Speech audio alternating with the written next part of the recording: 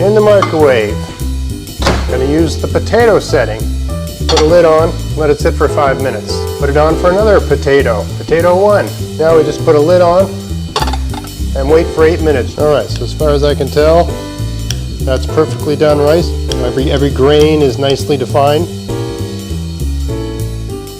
Hey, it's Greg here with MaritimeGardening.com, but this video has nothing to do with gardening and everything to do about making rice, which goes really well with a lot of things that come out of the garden. And what I'm going to do is show you how to make rice using a microwave. Rice for one. This is a generous portion, but I don't care what size you are, this is probably all the rice you're going to need for one. If you want to make rice for more than one, just double up the recipe, okay? So I've watched a number of videos on how to do this, and they're overly tedious and overly complicated and overly long. So I'm going to keep this as short as I can, which will be a miracle for me because I usually talk too much. Take half a cup of rice, put it in a bowl. Take half a teaspoon of salt, put it in the bowl. You don't have to add the salt, just makes it taste better. Take 1 1/4 cup of water, put that in the bowl. All right, give that a little stir. Now over to the microwave. In the microwave, I'm going to use the potato setting. Just potato, 1 potato. Setting for potato 1, okay? And go. Okay? I'll see you when this is done in about 4 minutes. All right, so that's been one potato setting. Then we've got a quick stir. Put a lid on, let it sit for 5 minutes. We'll see you in 5 minutes. All right, that's the end of the first rest. We'll give it a little stir. You can see it's starting to plump up a little bit, but it's definitely not done. Okay, now you put it on for another potato, potato 1. Start. We'll see you in 4 minutes when that's done. Okay, that's the end of the second potato setting.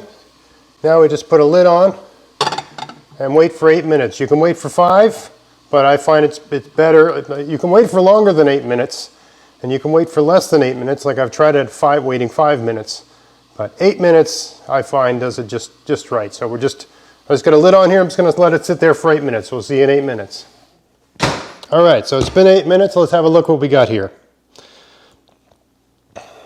So it looks, I guess I should bring the camera in so you can see exactly what I'm dealing with. All right, so as far as I can tell, that's perfectly done rice. It's not soupy, it's not sloppy. Everything's got its own, every grain is nicely defined. Because we get a lot of evaporation while it's cooking in the microwave, that's why I put in a 1.5 cups or 1 1/4 cups to 1/2 cup of rice, right? So it's like rice volume times 2.5, I guess. But that seems to work out just right? A nice little spoonful there, perfect rice. So that's how you do it. 1/2 cup of rice, 1 1/4 cups of water, a pinch of salt, 1/2 teaspoon, that sort of thing. Not necessary, but I find it's a better flavor. Put it in the microwave on the potato setting, potato 1. Then give it a 5 minutes rest. Then give it another potato setting, potato 1. Then give it an 8 minutes rest, and then it's done. When it's resting, you should cover it. You can get away with not covering it, but I find it works out better if you cover it when it's resting. Just remember to take the cover off when you turn the microwave back on, or you set the thing on fire. And so the total amount of time to make rice this way is 23 minutes. And if you read about making rice, it's difficult to make it in under 20 minutes anyway, right? So that's about, you really, no matter what method you use, it's going to take about 20 to 30 minutes to make rice, no matter what you do, because it just takes time for the grain to plump up and take on the moisture and cook properly as well. But thankfully, about 23 minutes is more than enough time to whip up a really nice lunch, which I did while this was cooking. You might have heard a little bit of sizzling. A nice little beef teriyaki deal right here. Can't wait to get into it. All right, so I don't know if all potato settings are created equal on a microwave, so you just have to play around with this a little bit in your microwave. But I find it's a really good setting to use because it's different than just setting it at a certain temperature for a certain speed. My understanding is potato settings uses a sensor in the microwave and it sort of doesn't overcook. Because the last thing you want to have happen when you're boiling the water to cook the rice, have the thing foam up as rice water is want to do, and boil over and make a big mess. Also, you want to have a bowl that's, you know, reasonably large, right? This is just a Corningware bowl, a glass bowl.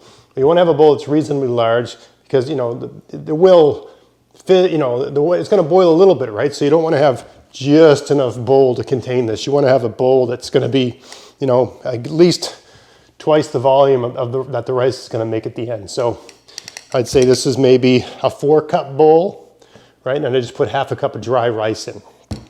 So that's a good gauge. If your bowl will hold 4 cups of water, it's probably the right size. And once the rice is all plumped up and you add something nice to eat, right, you've got a perfect little meal there, right? So I'm going to get into this meal. I hope you found this interesting. If you did, please like, share, subscribe. And until next time, have fun in your garden, have fun in your kitchen, eating the stuff from your garden. I got some bolted spinach here I'm going to get into. So we'll see you next time. Thanks for watching. Hey, if you want to help support everything I'm doing here, go to Vessies.com to buy whatever you need for your garden this year. And use my coupon code GAVS23 to get free shipping as long as there's a pack of seeds in the order and there's no oversized items in the order. Check out the description box of this video for details. You can buy everything you need from Vessies.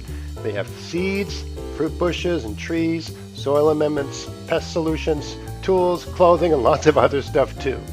So yeah, if you want to help support everything I'm doing here and they sell something you need, buy it from them using my coupon code, and happy gardening.